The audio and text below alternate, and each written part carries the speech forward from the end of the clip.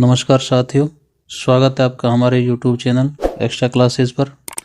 साथियों, बाल विकास की कक्षा में आज हम पढ़ेंगे शैशव अवस्था।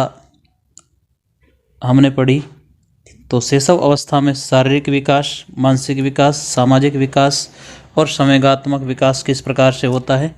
आज की कक्षा में इन सब बातों पर हम चर्चा करेंगे। तो साथियों, अगर आप चैनल पर नए हैं तो चैनल को सब्सक्राइब करें, वीडियो को लाइक और शेयर करें। साथियों, शारीरिक विकास की हम बात करेंगे सबसे पहले कि शैशव अवस्था में शारीरिक विकास किस प्रकार से होता है। तो शारीरिक विकास की चर्चा करेंगे हम। शैशव अवस्था क्या थी वो हम पहले पढ़ चुके हैं इससे पहली कक्षा में, लेकिन शैशव अवस्था में शारीरिक विकास कैसे होता है इस सब के बारे में हम जानेंगे। तो देखिए, शारीरिक विकास, अब शारीरिक विकास में यदि हम बात करें सबसे पहले कि लंबाई की, कि जो लंबाई होती है वो किस प्रकार से एक बालक की बढ़ती है। शैशव अवस्था आप सब जानते हैं, जैसे कि पिछली कक्षा में पढ़ा कि जो 0 से लगभग 5-6 साल तक की उम्र होती है उसको हम शैशव अवस्था कहते हैं, यानी शिशु। जब तक शिशु होता है वो शैशव अवस्था होती है। तो शैशव अवस्था में बालक की जो लंबाई, जो शिशु है उस शिशु की जो लंबाई है उसका विकास कैसे होता है। देखिए, जब बालक का जन्म होता है, शिशु का जो जन्म लेता है, उस समय उसकी जो लंबाई होती है वो लगभग 20.5 इंच होती है। यानी कि जो एक लड़का होता है, जो बालक होता है, उसकी लंबाई जन्म के समय लगभग 20.5 इंच होती है। और वहीं जो लड़की होती है, लड़की की लंबाई लड़के की तुलना में थोड़ी सी कम होती है, यानी 20.3 इंच लड़की की लंबाई जन्म के समय लगभग होती है। यही लंबाई एक वर्ष में लगभग 27 से 28 इंच हो जाती है। यानी कि जो लंबाई है वो बढ़कर के एक साल में 27 से 28 इंच हो जाती है। और यदि हम 5 वर्ष की बात करें, यानी कि जो शैशव अवस्था है वहाँ के लगभग अंत 5-6 साल तक की बात करें हम, तो लगभग 35 से 40 इंच के बीच में बालक की जो लंबाई है वो हो जाती है।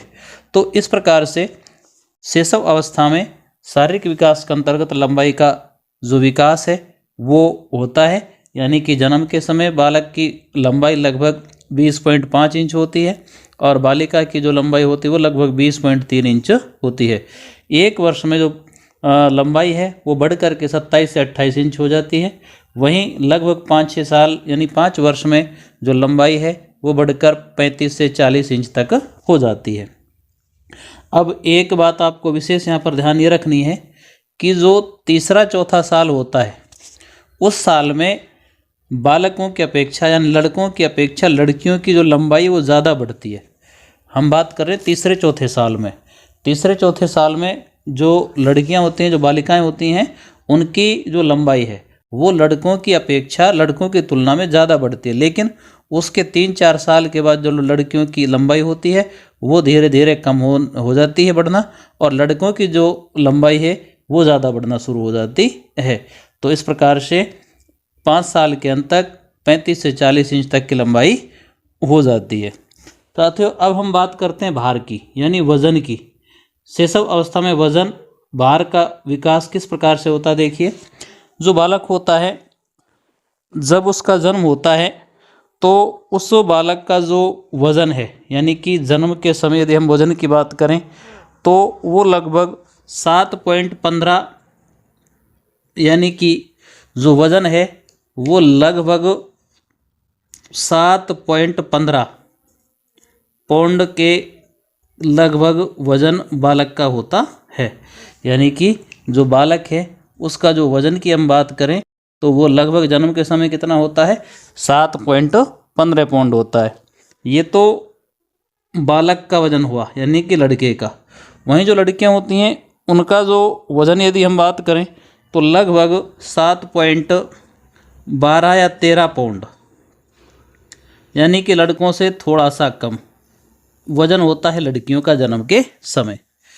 फिर जन्म के बाद लगभग जो पहले 6 माह हैं उन 6 माह में, यानी पहले जो 6 माह हैं उन पहले 6 माह में जो शिशु का भार होता है वो, यानी वजन, भार जो है वो दुगना हो जाता है। वो कितना हो जाता है, दुगना हो जाता है। और फिर 1 वर्ष के अंत तक लगभग 3 गुना हो जाता है। कितना हो जाता है? 3 गुना। यानी कि जो बालक का वजन है वो लगभग पहले 6 महीने में तो दुगना हो जाता है और 1 साल के अंत तक बालक का जो वजन है वो 3 गुना हो जाता है। और फिर दूसरे वर्ष में जो बालक का वजन है वो लगभग आधे पौंड यानी कि 1/2 पौंड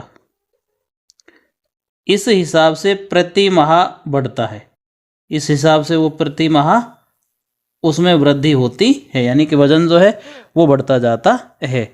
और यदि हम 5 साल की बात करें तो लगभग 5 साल में बालक का जो वजन है, शिशु का जो वजन है वो 40 पौंड के लगभग हो जाता है। तो इस प्रकार से भार का जो विकास है, यानी भार जो है, वजन जो है वो बढ़ता जाता है। साथियों, यदि हम बात करें कि जो बालक का या शिशु का जो सिर होता है, वो सिर होता है जन्म के समय, उसका जो वजन होता है वो उसकी कुल लंबाई का उसका जो 1/4 है वो होता है। ऐसे जो मस्तिष्क है वो 350 ग्राम जन्म के समय उसका होता है। और शैशव अवस्था में मस्तिष्क के भार में वृद्धि होती है, यानी कि जो शैशव अवस्था है उसमें ही मस्तिष्क के भार में क्या हो जाती है? वृद्धि हो जाती है। अब हम बात करते हैं दांतों की। तो देखिए, जो दांत होते हैं वो जन्म के समय कितने होते हैं? 0, यानी कि जन्म के समय बालक के दांत नहीं होते हैं। लेकिन 6 माह बाद जो दांत होते हैं वो दूध के दांत निकलना शुरू होते हैं। कैसे दांत? दूध के दांत, जिनको हम अस्थायी दांत कहते हैं, वो निकलना शुरू हो जाते हैं। और जो सबसे पहले दांत निकलते हैं बालक के, वो निकलते हैं निचले जबड़े के आगे के जो दांत होते हैं वो निकलते हैं। और सभी दूध के जो दांत होते हैं वो लगभग, यदि हम बात करें तो सभी जो दूध के दांत हैं वो लगभग हम कह सकते हैं कि 4 वर्ष की आयु में, यानी 4 वर्ष की जो आयु है उसमें वो सभी दूध के दांत निकल आते हैं।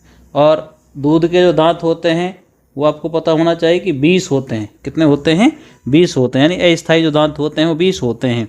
और स्थायी दांत जो होते हैं वो फिर 5-6 साल का जब बालक हो जाता है उसके बाद निकलना शुरू होते हैं।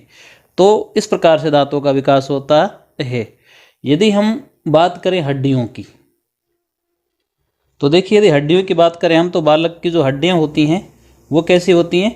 वो छोटी होती हैं, कोमल होती हैं और लचीली होती हैं। जब जन्म बालक का होता है तो वो क्या होती हैं?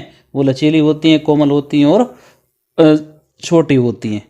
जो नवजात शिशु होता है, यानी कि जिसका भी जन्म हुआ है जिस बालक का, उस नवजात शिशु में यदि हम हड्डियों की बात करें तो कुल 270 होती हैं। कितने होती हैं? 270 होती हैं। और धीरे धीरे ये जो कोमल, छोटी, लचीली जो हड्डियां होती हैं ये धीरे धीरे मजबूत होना शुरू होती हैं। और हड्डियों का मजबूत होना जो होता है वो क्या कहलाता है? वो कहलाता है अस्थिकरण। यानी कि जो हड्डियां मजबूत होने का उनका जो क्रम है, एक जो प्रक्रिया है, उसको हम अस्थिकरण कहते हैं। और आपको एक बात और ध्यान रखनी है कि जो बालिकाओं में अस्थिकरण जल्दी होता है, यानी कि जो बालिकाएं होती हैं, लड़कियां जो होती हैं, उनमें अस्थिकरण की जो प्रक्रिया होती है वो जल्दी संपन्न होती है। तो ये हुई हड्डियों की बात, ठीक है। तो इसका मतलब ये बालक का शैशव अवस्था में जो विकास, शारीरिक विकास होता है वो इस प्रकार से होता है। साथियों, अब हम आगे बढ़ते हैं। साथियों, अब हम पढ़ेंगे कि शैशव अवस्था में मानसिक विकास कैसे होता है। अभी हमने पढ़ा कि शैशव अवस्था में जो शारीरिक विकास है शिशु का वो किस प्रकार से होता है। अब हम पढ़ेंगे कि शैशव अवस्था में शिशु का मानसिक विकास कैसे होता है। तो देखिए, मानसिक विकास की यदि हम बात करें तो जन्म से पहले माह तक, यानी जन्म से 1 माह तक जो शिशु होता है वो भूख का अनुभव करता है, उसको भूख लगती है। सर्दी गर्मी से वो व्याकुल होता है, यानी कि सर्दी में वो व्याकुल हो जाता है, गर्मी में व्याकुल हो जाता है। अपने हाथ पैरों को हिलाता है। जो शिशु 1 माह का, वो जन्म से लेकर 1 माह तक अपने हाथ पैरों को भी हिलाता है। साथ ही रोता चिल्लाता है, और अचानक चौंक भी जाता है। ये 1 माह तक का उसका मानसिक विकास। दूसरे माह में क्या होता है कि जो शिशु है वो वस्तुओं को ध्यान से देखना शुरू कर देता है, ध्यान से देखता है, और जब तेज प्रकाश की कोई लाइट पड़ती है, कोई किरणें पड़ती हैं, तो उनके प्रति वो अनुक्रिया करता है। और दूसरे माह तक बालक हल्का हल्का क्रोध प्रकट करना भी शुरू कर देता है। तीसरे चौथे माह की यदि हम बात करें तो तीसरे चौथे माह में जो शिशु है वो वस्तुओं को पकड़ने का प्रयत्न करता है, यानी कि उसको जो वस्तुएं होती हैं, वस्तु हम दिखाते हैं तो वो उनको पकड़ने का क्या करता है, प्रयत्न करता है। और अपनी माँ जो उसकी है उसको देखकर वो मुस्कुराने लगता है, क्रोध भी प्रकट करता है। छठे माह का जो शिशु है, यानी छठे माह तक वो जो शिशु है, वो छोटा सा जो बालक है, वो क्या करता है, वस्तुओं को पकड़कर अपने मुंह में रखना चाहता है। आपने देखा होगा छोटे जो बालक होते हैं वो हर चीज़ को पकड़ करके और अपने मुंह में ले जाते हैं। अगर 6 माह के बालक को आप उसका नाम लेकर पुकारोगे तो वो अपने नाम सुनकर उसको समझता है, अपने नाम को समझने लगता है। सहारे से हम उसको बिठा भी सकते हैं, वो बैठता है सहारे से और ध्वनि प्रारंभ कर देता है, यानी कि वो कुछ आवाज़ें निकालना शुरू कर देता है। इसके बाद फिर 7वें 8वें महीने में जो बालक है, जो शिशु है, वो जो उसका खिलौना है या वस्तु है, अगर आप उसको उसे छीनोगे तो उस छीनने पर वो रोना भी शुरू करता है। और वो बालक रुचि के अनुसार वस्तुओं का चुनाव भी कर लेता है, यानी कि आप उसके सामने बहुत सारी वस्तुएं पटक दो तो वो जो उसको अच्छी लगती है उसको वो बालक उनमें से चुन लेता है। और वो बालक घुटनों के बल चलना भी शुरू कर देता है। कब? 8वें महीने तक। इसके बाद यदि हम 12वें महीने की बात करें, यानी लगभग जब शिशु 1 साल का हो जाता है तो वो छोटे छोटे शब्दों को बोलना शुरू करता है। ठीक है, इसके बाद वो चलने का प्रयत्न भी करता है और वो अपने जो माता पिता हैं, भाई बहन, जो परिजन हैं, उनकी क्रिया का अनुकरण करते हैं। जैसा वो करते हैं वो भी वैसा ही करने का प्रयास करता है। जब बालक दूसरे माह तक पहुँचता है, यानी दूसरे महीने के अंत तक, बालक लगभग 100 से 200 शब्दों का उस बालक को ज्ञान हो जाता है। यानी कि 2 वर्ष तक, 2 वर्ष की आयु होने तक जो बालक है वो लगभग 100 से 200 शब्दों का ज्ञान उसको हो जाता है। वही शिशु जब 3 साल का हो जाता है, यानी तीसरे वर्ष के अंत तक, तो वो अपना नाम बताता है। अगर उससे कोई पूछता है तो वो अपना नाम बताने लगता है। वो चित्रों को पहचानने लगता है और शरीर के जो अंग होते हैं उसके, उनको हाथ रख करके बताना शुरू कर देता है तीसरे वर्ष के अंत तक।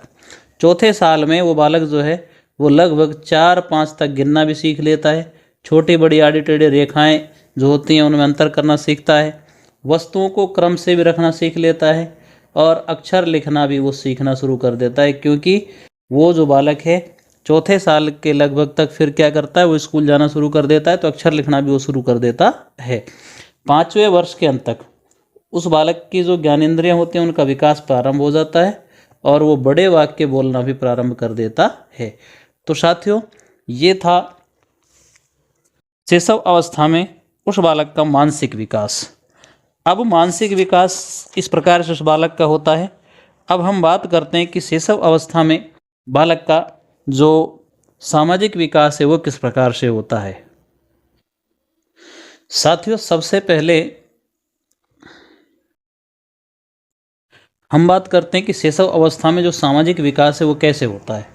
तो साथियों, सामाजिक विकास कैसे होता है शैशव अवस्था में, इसको जानने से पहले हम ये जानेंगे कि जो सामाजिक विकास है वो है क्या, किसको हम सामाजिक विकास कहते हैं। तो सबसे पहले ये जानना बहुत ज़रूरी है। इसके लिए हम कुछ परिभाषाएं देखेंगे। देखिए, हरलोक जो थे उसने कहा था सामाजिक विकास के बारे में कि सामाजिक संबंधों में परिपक्वता प्राप्त करना ही सामाजिक विकास है। हरलोक महोदय ने कहा कि सामाजिक संबंधों में परिपक्वता प्राप्त करना ही सामाजिक विकास है। कहने का मतलब हरलोक का ये था कि जब शिशु अपने सामाजिक संबंधों में एक तरह से परिपक्वता, मैच्योरिटी प्राप्त कर लेता है तो वो क्या है, सामाजिक विकास होता है। और इसको परिभाषित करेंगे हम सामाजिक विकास को। जो रोस थे उन्होंने कहा कि सहयोग करने वाले लोगों में हम भावना का विकास और उनके साथ काम करने की क्षमता का विकास तथा संकल्प सामाजिकरण कहलाता है। रोस महोदय ने बहुत अच्छी तरह स्पष्ट किया है कि सहयोग करने वाले लोगों में हम भावना, और उसका विकास हो, और उनके साथ काम करने की जो क्षमता है उसका विकास हो, और संकल्प सामाजिकरण कहलाता है।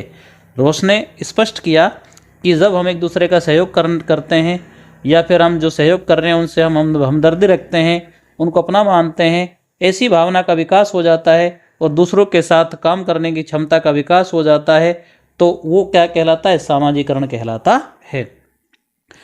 क्रो एंड क्रो ने और अच्छी बात कही एक, कि जन्म के समय बालक ना तो सामाजिक होता है और ना ही असामाजिक। क्रो एंड क्रो ने क्या कहा कि जन्म के समय जो बालक होता है वो न तो सामाजिक होता है और न ही असामाजिक होता है, परंतु यह स्थिति में वह अधिक समय तक नहीं रहता है, यानी कि वो सामाजिक तो उसको होना पड़ता है, धीरे धीरे वो सामाजिक होने लगता है। ऐसा कहा क्रो एंड क्रो ने। इसको ध्यान रखिएगा आप कि क्रो एंड क्रो ने कहा कि जन्म के समय बालक ना तो सामाजिक होता है और ना ही असामाजिक होता है, लेकिन ऐसी स्थिति में वह अधिक समय तक भी नहीं रहता है। अब साथियों हम बात करते हैं कि जो सामाजिक विकास वो किस प्रकार से होता है। देखिए, जो 1 माह का बालक है, शिशु है, प्रथम मास में वो मनुष्य और अन्य की आवाज़ में अंतर नहीं कर पाता, लेकिन दूसरे महीने में वो मनुष्य की आवाज़ को पहचानने लगता है। जो शिशु है, जो बालक है, वो तो जो तीसरे मास में जो बालक है वो अपनी माँ को पहचानने लग जाता है, और अगर उसकी माँ कहीं जाती है तो वो फिर रोने भी लग जाता है। 4 से 6 महीने के बीच में जो शिशु है वो अपने परिचितों को पहचानना शुरू करता है और अपरिचितों से वो डरने लगता है। यदि हम बात करें 1 वर्ष के शिशु की, तो जो 1 वर्ष का शिशु है वो मना किए जाने वाले कार्यों को नहीं करता है, यानी कि उसका इतना सामाजिक विकास हो जाता है कि अगर हम किसी काम के लिए उसको मना करते हैं तो वो उसको नहीं करता है। और 2 वर्ष का जो शिशु है वो परिजनों के साथ कोई कार्य करना शुरू कर देता है। वहीं 3 वर्ष की आयु में जो शिशु है वो अन्य बालकों के साथ संबंध बनाना शुरू करता है, और 5वें वर्ष तक दूसरे बच्चों के साथ वो खेलना भी शुरू कर देता है।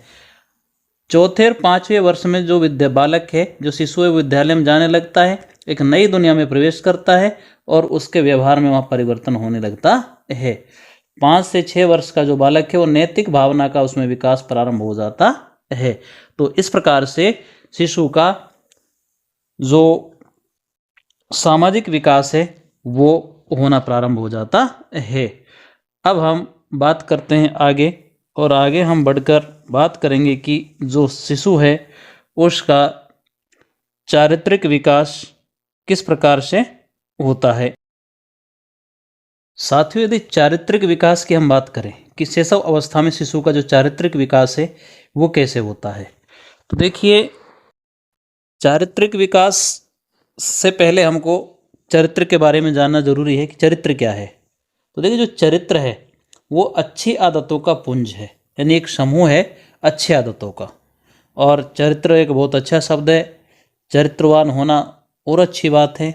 तो देखिए, शैशव अवस्था चरित्र निर्माण में महत्वपूर्ण स्थान रखती है। जो शैशव अवस्था है वो बालक के चरित्र निर्माण में एक महत्वपूर्ण स्थान उसका होता है। मैकडोगल जो थे उन्होंने कहा कि संकल्प शक्ति चरित्र का गत्यात्मक रूप है, यानी कि क्रियात्मक रूप होता है। जो संकल्प शक्ति है हमारी वो चरित्र का एक गत्यात्मक यानी क्रियात्मक रूप होता है।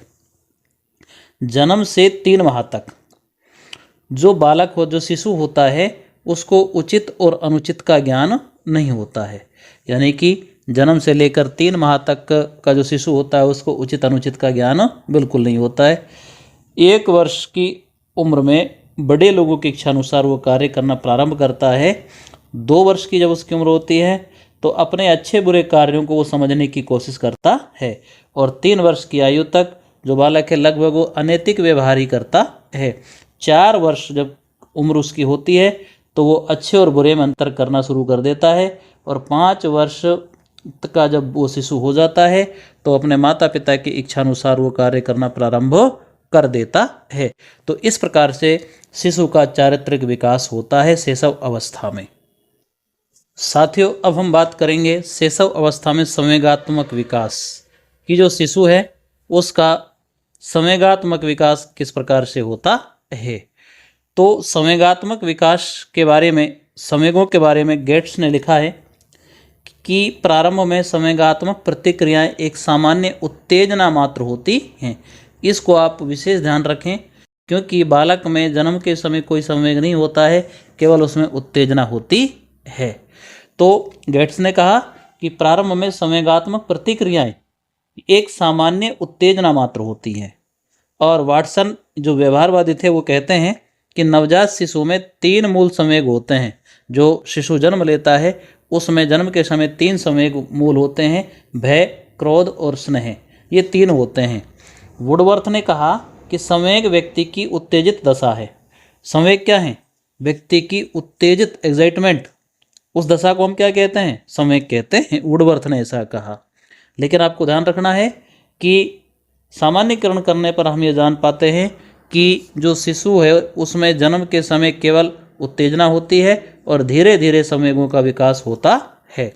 जन्म के समय से ही जो शिशु होता है वो रोना, हाथ पैर मारना आदि संवेगात्मक व्यवहार करता है, वो उसके संवेगात्मक व्यवहार के लक्षण होते हैं।